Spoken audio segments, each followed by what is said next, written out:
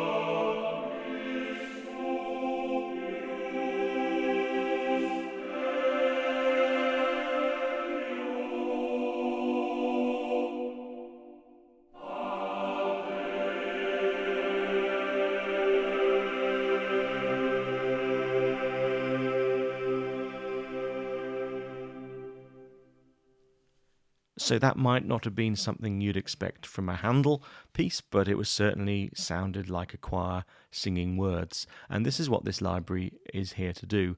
There are lots of choir libraries around that will either sing to you or ooh and ah at you. And this is a refreshing change from some of those in that it is simply an engine to play choir noises, and it's up to you what you get the choir to sing based on the selections you make. I've had this to play with for only half a day, and I was intending to do this walkthrough much earlier on, but I've had so much fun playing with it that I haven't got round to actually doing this walkthrough, and it's now fairly late at night. So I'm going to make this fairly quick and just go through the basic functions of this, because I know it's going to be released on Tuesday of next week. So it'll be nice to see what it has to do and know what you're getting when it comes out. The library itself is, I think, 39 gigabytes in total. And when set up for streaming from SSD, which is what I'm doing here, it occupies around 1.3 gig of RAM for the loading of the instance with a single microphone. If you load multiple microphones, of course, it's going to use more memory, which is a fairly good memory base for a choir library. It is based on syllable forming phrases, and these are listed down the side here as words, and they are controlled by various key switches, and you can decide what key you want to do the switch. For instance, this one is D0, and I can select E0. Oh, I'm playing a note. I can select E0 or D0. I want to change that to C0, for instance. I just click on the little drop-down box, and now it's C0 by pressing C0 on my keyboard. So it's nice and easy to change the allocation of words. On the right-hand side, you've got the main body of the window where there are three separate sub-windows. The first is the engine, the second is the mix, and the third is the word edit. For the sake of this quick talk through, I'm not going to concentrate on the mix window at all, aside to say there are 4 mics, spot, close, mid, and far. There is a balance between males and females, and the control of their pitch, and you can choose to have or have not various convolution reverbs, where you've got a choice of the reverb and a choice of the depth or the balance, essentially, of the reverb itself. So I'm going to concentrate mainly on the engine and the word edit. So the engine allows you to turn on and off the two different choirs by simply clicking on the name. So at the moment I've got no choir selected, so playing a keyboard simply does some animations but doesn't actually produce any sound, and I can turn on the two choirs separately and they load fairly quickly. Underneath that you've got the nice little logo here and this little animation that tells you where you are in the sound that you're currently playing. This is really nice. I love having big dynamics on the screen, so at a glance you can see where you're at. The dynamics of this are controlled through CC1, although of course you could reassign that. And you can see I've got a pedal on the floor which I'm going up and down with, and we've got the dynamic range from piano up to forte, and every step in between, but of course it nicely tells you when you've kind of reached mezzo, forte, mezzo, piano, etc., and it fades between those. So it's nice having a big dial on the screen so you can see where you're at, because that sometimes really helps with performance. You've then got a few switches and selectors down the bottom half here. So imagine this is kind of your performance part and this is your performance settings part. What we've got here is a pre-roll, and the pre-roll is very handy. When you consider this is a time-based word playback system, because it's time-based, certain sibilants like S of Sanctus and other words like that, K of Christus, they all come slightly before the bar. So it allows for that when it's doing it according to the timing. And this is what the next window is all about, this word quantize. It doesn't mean quantizing to a beat. What it means is it won't start playing the keys you've hit until the metronome or the clock reaches that next beat. So imagine it's like a loop. A lot of the sample playback engines you can get won't start playing the sample until it reaches the start of the next beat or half beat or bar, just to make synchronization more handy. So if you're just noodling around like I'm doing now, you can turn that word quantize off, but if you want it to strictly stick to the beat of your information, you can choose to quantize it to either of those, which is nice. And then of course the pre-roll comes into its own and it guarantees that everything hits the beat. Underneath is this slider called release/legato. I'll talk about that very briefly when we get to actually playing some more sounds, but it's to do with how quickly the engine responds to key offs and how it can then respond to new key ons, and when you're moving around between notes within a chord, how it handles that and the speed at which it responds. So you can get some really nice legato transitions if you want to play really sloppily and relaxed. But then if you want to switch to a new word or switch to a new chord, you may find it doesn't re-trigger the phrase. It may keep acting as a legato. So we need to be able to control that slider. You can, of course, right-click on anything in Kontakt, and I can let's going to learn that to this knob here. And there we are. I've now got control with one of my dials, so I'll leave that back where it was. Velocity lock isn't that important because this library doesn't actually support velocity, so it's all been controlled by the dynamics. So that's just a switch that's there, I think, for future use perhaps. Let's bear that in mind.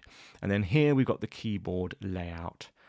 Real notes is basically the choir, so it starts down the bottom. Let's just choose Christus as our phrase. Starts down the bottom with our basses.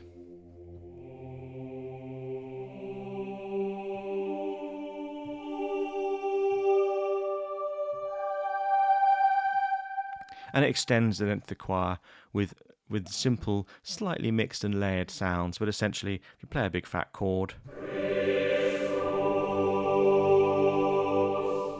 you get the words played over that large dynamic and pitch. If you choose spaced, you get a bigger division between the men and the women. So you've got the male section and the female section, with a little gap in the middle where they're kind of overlapping a bit. But it means if you're doing kind of SATB arrangements, you can distinctly select a bass, a tenor, a little bit of tenor and alto. So alto, there's an alto, and then we've got soprano, which is brilliant. So you can separate the four parts. Very hard to play if you're a kind of a conventional keyboardist, because you really need to stretch your fingers to get the full range in. So here's a... That's really stretching. So if you're just playing around, real notes is a nice way of just playing what you want to play. If you're getting really lazy and all you want to do is play some choir, you just think, right, I just need some choir going, Christus. Choose the overlap mode. The overlap mode will layer the sopranos, altos, tenors and basses together at their relative pitches, shifting the altos and sopranos up an octave so they layer. And now all I need to do is play a triad. And And just by playing a triad, I get that lovely 6-part stretched stereo range and large pitch variations. So, I was going to say that's the lazy arranger, but actually sometimes that's just what you need. So spaced for SATB, overlap for quick and dirty, and real notes is really where you want to be for just general, trying to work out who's singing what and where. So that's that page. Very useful, very easy to see, nice big buttons, really good to get along with. So that's the standard engine. Nothing really to see there. Let's move on to the bit that really makes this library stand out, I think, from the crowd at the moment. Fluffy Audio have always painstakingly edited their graphical user interfaces, or GUIs, to make them user-friendly, but also give them specific functionality for the instrument you're playing. If you've played any of their stringed instruments, they have bits on their GUI particularly interesting for stringed instruments. If you're playing one of their wind instruments, again, there's bits on there that are wind instrument specific. What is quite satisfying is they've done the same here for the choir. They've not covered it up with silly things that you don't need. They've just made it so this is a choir, and this is what you want to do with a choir. So select some things and make the choir do what it does, which is just brilliant. I think it's a really good idea. It means you can focus actually on making music without having to work your way through countless pages of GUIs. You'll notice the word window stays here all the time. That's quite nice because it's nice to know what you're just about to sing. You're allowed up to 10 different phrases or words, and you select them, as I said before, using key switches. These are the default ones it came with, just Pater Mysterium Christus Fortunata Maria and Laudata. And you can add one. Let's add a new one. It's so far on C-2, so I'll click on that and I'll make this up here. So that's C1, so I've now got an octave up to C1, and I'm going to click on him, and you'll see there's nothing in the box. And if I'm on the engine screen and click on this little tool button, it takes you to the word edit, or you could just click on the word edit, and then you can start creating words.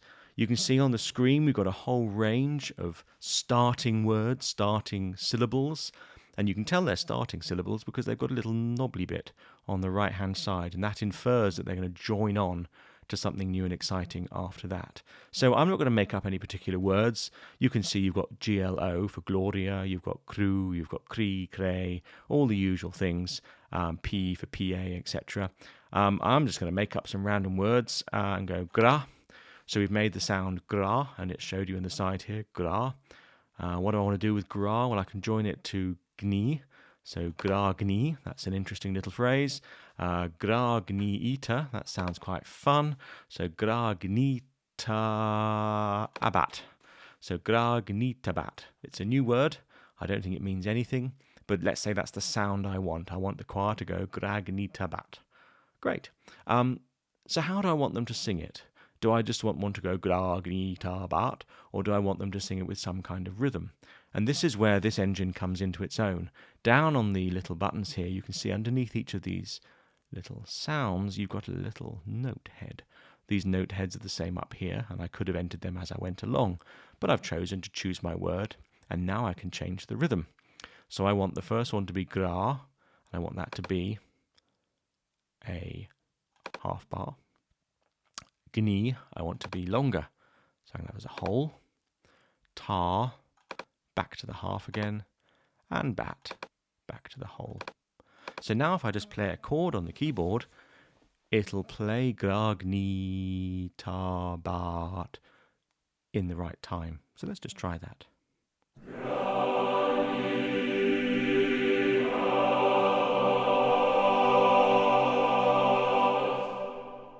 And when you release the key, it puts the T on the end of the bat for you.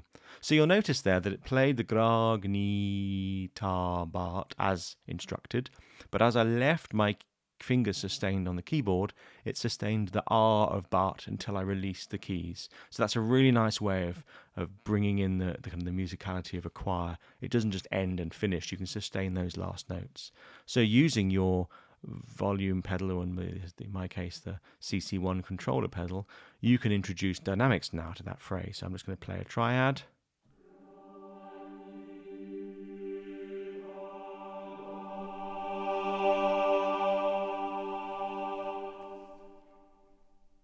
And it just sounds absolutely beautiful.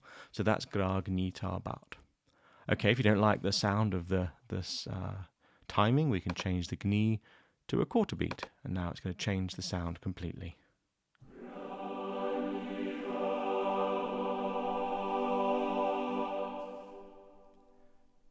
Again, really nice sound, really pretty. So now you've got the option to switch between, let's put that back, I like that as a double, there we are. We've got the option now to switch between these various phrases. So we've got Gragnitabat, then we can go up to Maria and Christus, etc. And that's what I was doing at the very start of this, just to play with it. So you can use a sustain pedal, but I think avoiding sustain pedals at all costs when playing these kind of instruments is good. It only gets you confused and starts note hanging and all sorts. So we've got from D0 all the way up to C1 now with various phrases, and you can just simply hit a note and play.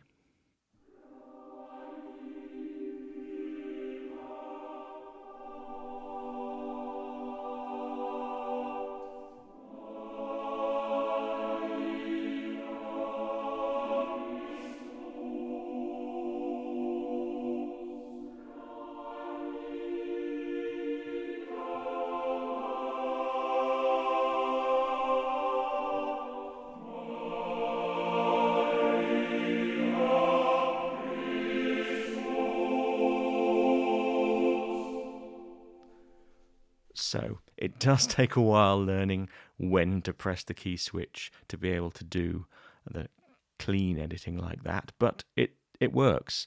You know, a little bit of editing post hoc isn't a bad thing to make it sound the way you want it to sound. It's incredibly flexible, and I was just using Maria Gragnitabat, my new word, and Christus, and there I wrote a whole new piece of music just with my right hand playing triads and moving around the chords. So it's incredibly flexible. As you've seen, I can make up new words. If you want to re-trigger a phrase, let's just make this a bit more complicated. Let's remove Gragnitabat and put a nice big s sound at the start. So we'll go sa, sana, ato, onis. New word again, but we're going to set the sa to a very, very long note and the na to onis to a shorter note. So now if I'm choosing this phrase and hold a note,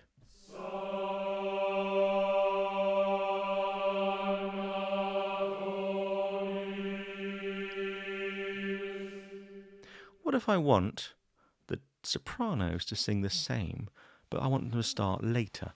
So I want the sa to start in the bass, and I want the sopranos to start going sa shortly afterwards, just like you would in a normal choral arrangement. You don't have all the choir singing all the words all the time. It all gets a little bit monotonous.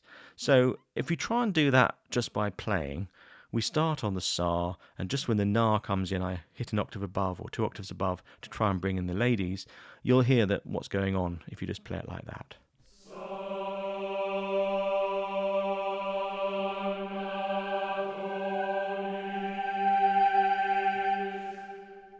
If you noticed, the sa started, and when the na started, I hit the ladies' note, and the ladies just said na. So the ladies never said sa, and it all sounded a bit strange because they've got sa written in their book. So how do we get around that? Well, this is quite clever. They thought about this. It's in the manual, and it's clearly described, and I missed it when I was trying to get it right earlier. But it makes sense when you think about it. If you press that F0 again, you re-trigger the start of the phrase. So I'm going to press the G, get my basses and tenors starting to sing the sa, and then I'm going to hit the F0 trigger key again, and then hit the ladies at some point, and you'll hear them coming in with a nice sa. Okay, let's just do that.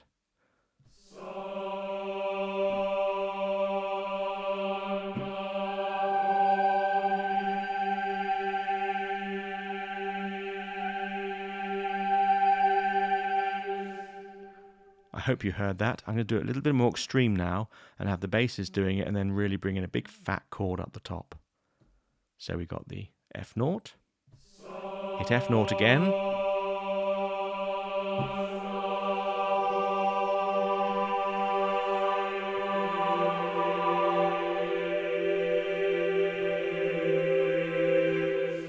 and you can start writing choral music based around words and phrases. So this is it, Dominus Choir, the new thing from Fluffy Audio. As I said, I've only had it for half a day. I've been fiddling around with it. If you want to do really complicated things, like have 4-part choirs all singing different words and cross rhythms, you can't do it in a single instance. You need to load up multiple instances. So that's just the thing you have to do. It's obvious. You can't expect to do everything in one package. Rather, like if you're doing string quartets, you kind of end up having to load the 4 different part string section to be able to play each one separately. But if you're just interested in playing choir chords, maybe an upper and a lower part separated by time, playing the same notes or saying the same words, this, as it is, single standalone instance, can do all of that. It is very, very clever. It does use a lot of memory up because it's got to load all these words and it doesn't know what you're going to press next. So in fact, it has to load a lot of them in advance to be able to buffer. But what it does is very good. And you're probably thinking, okay, great, it's got lots of words. I don't want it to go sa, na, notice or whatever. I just want it to go ah. And I'm sure a lot of you have got choir libraries that just say oo and ah and But this can do that too if you really want it to. So I can click on the words and delete them all. What do you want? Let's go E. Let's change this one. And let's make this one ah. Let's click on this one, remove everything and make it a moo. There we are. So now I click on that one and I've got an E.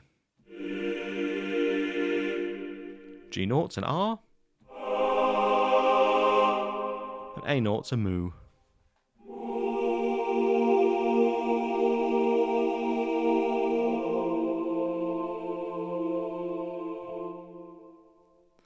So, for the money, you're getting the vowels, you're getting the consonants, but you're also getting this lovely word builder with timing.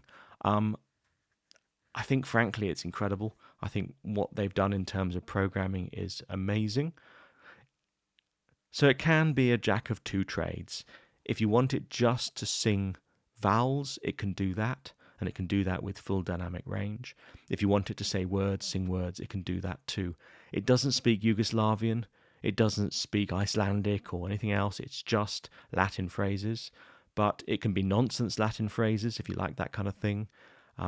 It doesn't do sharp attacks. It does long sustained choral chords. But that's something good. That's something that you want, and it's something that it does incredibly well. So if you're looking for a choir that does that kind of thing, this is, I think, the only choir available that does it. And it comes out on Tuesday, I believe. So go get it.